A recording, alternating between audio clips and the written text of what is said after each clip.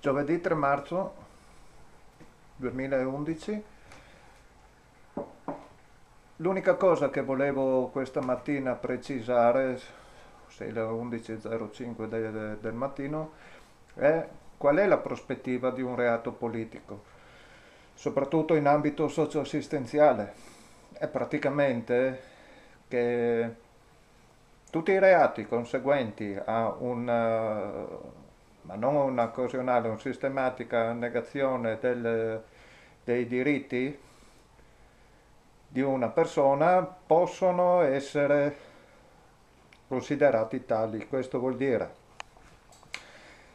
che a parte i reati di cui mi sono macchiato io, occupazione abusiva, furto di corrente, furto di acqua, questo può rientrare anche in altre tipologie di reati in casi eccezionali. Ecco. Poi c'è un diverso aspetto, quello politico e quello giuridico. Eh, da parte della classe politica, sia locale, regionale, eccetera, eccetera, perché non hanno mai sollevato la questione che questa forma di reato, anche l'occupazione abusiva, è un reato politico nonostante le sentenze per stato di necessità? Perché questo indirettamente verrebbe da mettere due grosse responsabilità della politica locale e non. Una è l'incapacità di far fronte alle situazioni e l'altro è un dovuto cambio di indirizzo. Ah, è come il concetto di legalità. Il concetto di legalità è un paravento dietro il quale si nascondono questo tipo di sopruso, cioè la diversificazione per accedere ai servizi, no? Ecco, questo, questo dal punto di vista politico. Dal punto di vista giuridico, almeno per quanto che riguarda il foro di Gorizia, anche la denuncia che ho fatto io per lo sgombero di via Predonzani, no, via Predonzani, via Kosulic, che è questo. Il discorso è semplice, nessun PM del foro di Gorizia vuole sollevare la questione dei reati nei confronti di un politico.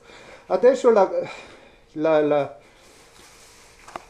la situazione io la posso ribaltare in un altro modo, visto che l'ex sindaco, ormai ex sindaco Pizzolito, ritorno a dire, dopo una telefonata che ha avuto col presidente dell'Ater di più di un'ora e mezza, no? A seguito della quale il presidente dell'Ater ha completamente cambiato indirizzo, prima voleva sistemarmi, dopo la telefonata mi ha sbattuto la porta in faccia, potrà essere chiamato, se questo è il limite, no? Che non si inquisiscono i politici, qualsiasi essi siano, da un sindaco, un assessore, qualsiasi, possono fare tutte le sporcacciate che vogliono, tanto non sono perseguibili, non perché a norma di legge, ma perché sono gli intoccabili, no?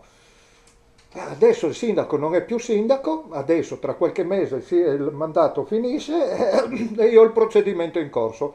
Quindi posso chiamare come teste per l'occupazione abusiva il sindaco, l'ex sindaco, che non avendo più la carica politica che gli copre il culo, dovrà rispondere al giudice delle proprie azioni. Questo è molto interessante, perché anche se è una cosa abbastanza lunga, viene a dimostrare quello che ho appena detto.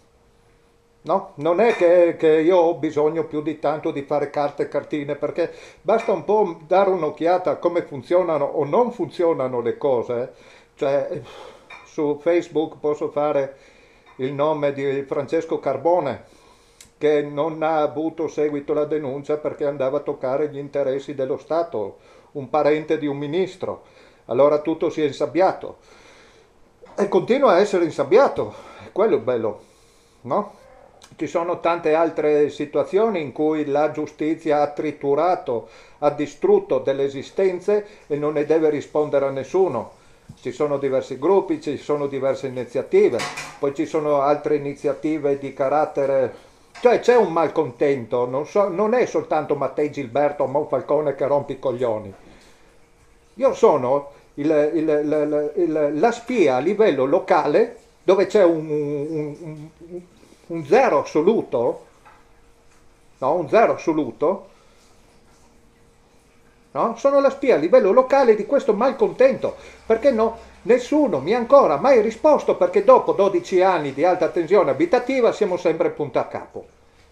Il motivo lo dico io. Perché? Perché le istituzioni non funzionano, legiferare non basta, gli strumenti sono insufficienti. Però quando io dico queste cose al presidente dell'ATER, questo perché sono abusivo in una situazione dove loro abusano della loro posizione, della loro prerogativa politica, abusano per schiacciare a me e mi sbattono la porta in faccia. E nessuno deve rispondere nemmeno di questo.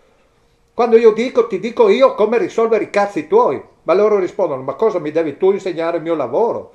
Me l'ha detto anche un misero assistente sociale, ma cosa mi vuoi tu insegnare il mio lavoro? Sì, vi insegno io il vostro lavoro, perché siete tutti degli inetti, che vi adeguate alla merda in cui iniziate a operare e non vedete la possibilità di migliorare un emerito cazzo. Quindi c'è bisogno di un esigne coglione, Mattei Gilberto, che mi insegni cosa fare. Ecco perché io mi posso permettere, mi devo permettere di fare questo. E non posso farmi i cazzi miei, come tanti vorrebbero. Che io prendo, sto zitto, lascio stare. No, sono depresso, sono a casa, l'unica cosa che riesco a fare sono questi filmati e rompere i coglioni al telefono e lo faccio.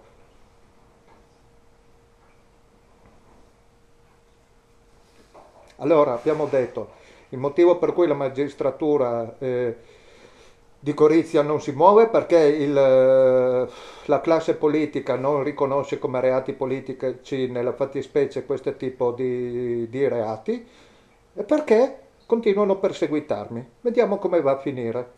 Tanto adesso le cose si fanno interessanti. Mm? Ok, alla prossima.